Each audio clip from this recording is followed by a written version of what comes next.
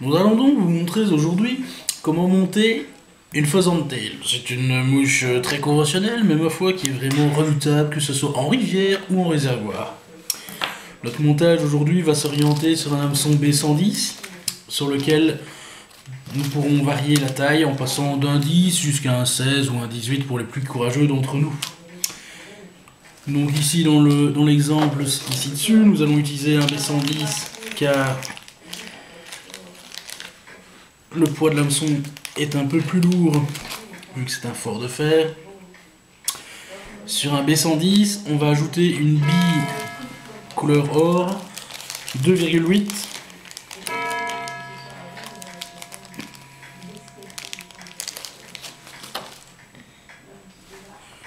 Donc jusque là, rien de bien compliqué. On passe la bille sur son hameçon.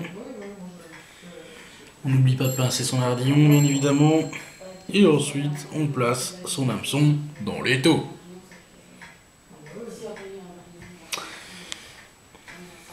Alors, on commence à enrouler sa soie de montage, pour faire simple, à l'arrière de l'hameçon.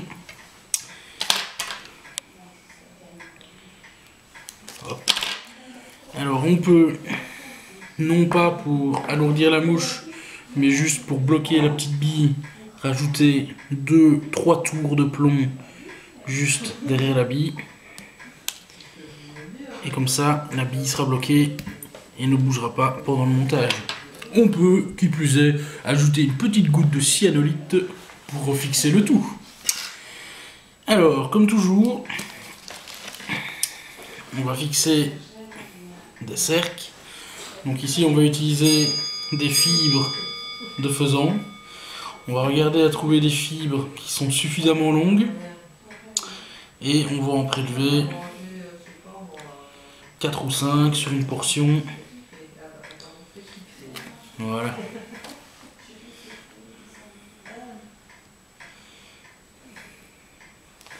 On va fixer une petite queue à notre mouche.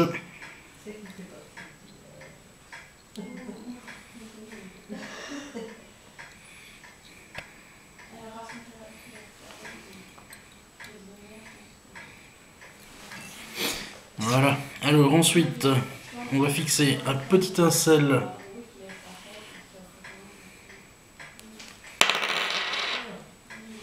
qui nous servira à consolider l'enroulement des fibres de faisan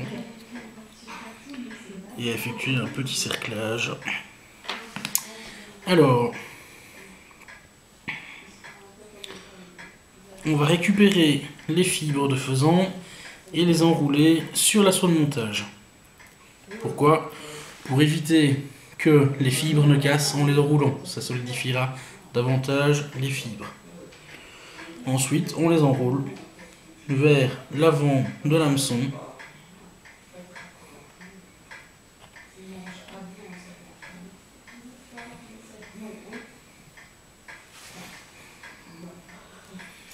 Arrivé aux 2/3 de l'hameçon, on libère la soie de montage pour bloquer l'enroulement de fibres. On coupe l'excédent.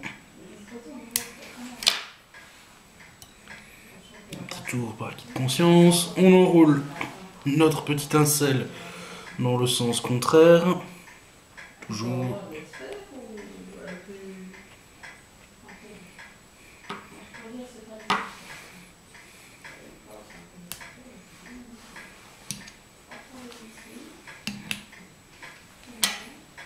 On coupe l'excédent de tincelle. Là, on prend un petit dubling, dans notre cas orange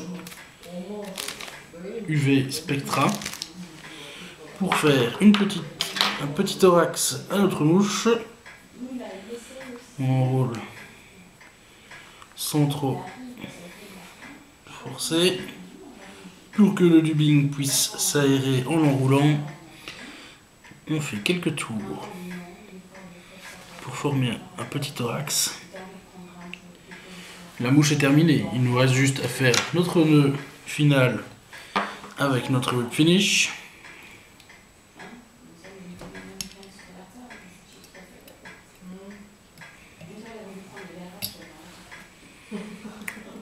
Par acquis de conscience, toujours 2 nœuds.